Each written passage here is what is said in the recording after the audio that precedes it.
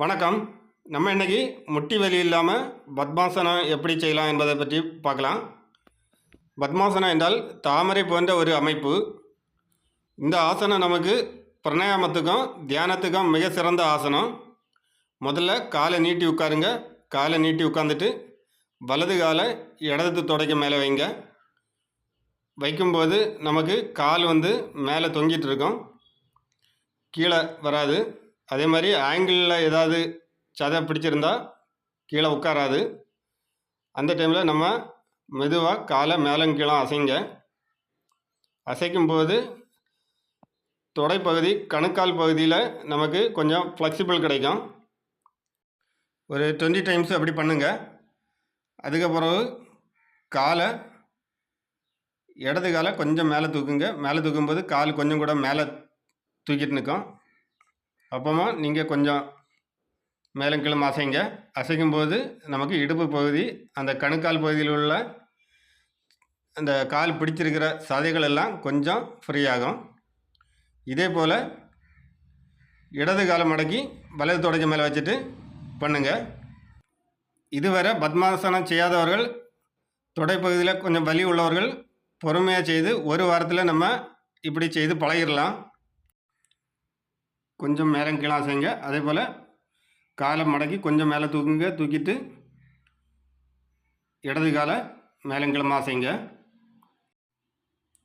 அடுத்தது காலை கொஞ்சம் ஃப்ரீ ஆக்குங்க.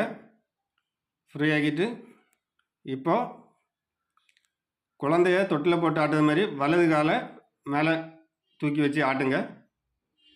இந்த ஆட்டும்போது தொடைப்பகுதி கொஞ்சம் ஃப்ரீ ஆகும். வலது காலை ஒரு 20 டைம்ஸ் பண்ணுங்கள். இடது காலை 20 டைம்ஸ் பண்ணுங்கள். இடுப்பு பகுதியில் உள்ள தசைகள், தொடை பகுதியில் உள்ள தசைகள் கொஞ்சம் ஃப்ரீ ஆகி நமக்கு பத்மாசனம் போடகு லகுவாக இருக்கும். காலை நீட்டி உட்காருங்க. உட்காந்துட்டு வலது காலை எடுத்து இடது தொடைக்கு மேலே வைங்க. இடது காலை எடுத்து வலது தொடைக்கு மேலே வைங்க. முதல்ல செய்ய கொஞ்சம் கஷ்டமாக இருக்கும், அடுத்தது கொஞ்சம் ஃப்ரீ ஆயிரும். இங்கே பாருங்கள், ஃப்ரீயாக இருக்கும். அடுத்தது ஏதாவது ஒரு முத்திரையில் நேராக உட்காருங்க.